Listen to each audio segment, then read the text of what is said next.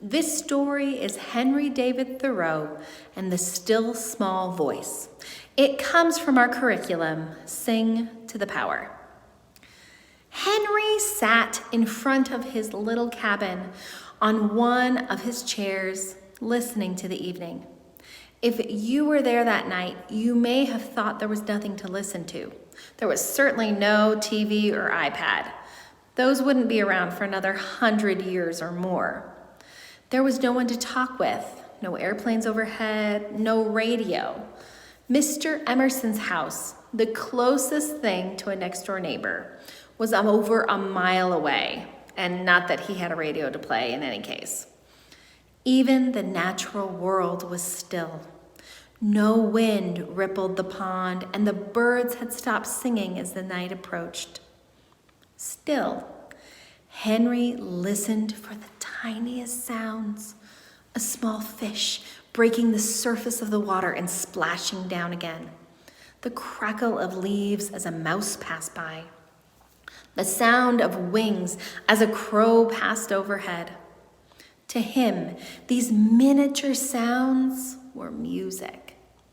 Of course, most of the townspeople thought that Henry David Thoreau was not all right in his head when he decided to build a tiny cabin from used materials out of Emerson's wood lot by Walden Pond.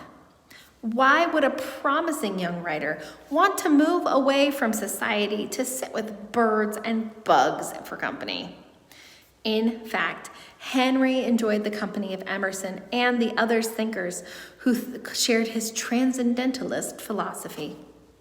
However, to him, the quiet of the pond and the animals and the plants that lived in and around provided excellent company.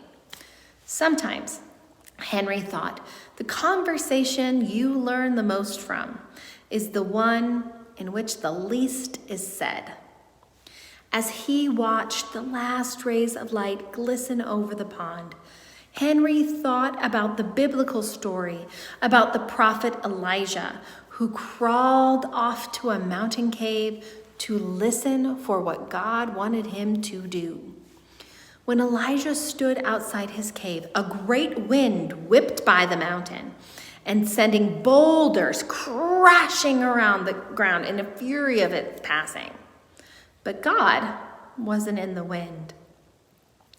Then an earthquake rattled the mountain with a terrific rumbling. But God wasn't in the earthquake. Then came a fire sweeping across the rocks and brush outside of the cave, red, roaring, and grand. But God wasn't in the fire either.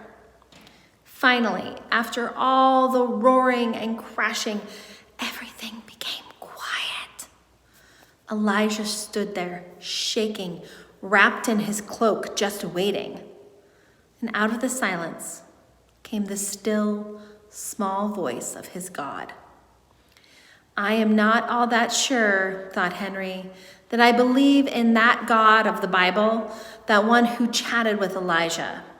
But whatever God is, I'm pretty sure I know it better out here in the quiet than I would through any ranting sermon. Maybe God is speaking to me in the small voice of the jumping fish and the rustling leaves and the still pond and the stars peeking out through the trees. Maybe I hear God when my heart is still and I can listen to the very small little tiniest ear. Maybe as his thoughts drifted off with a soft breeze that ruffled his hair and rippled across the quiet.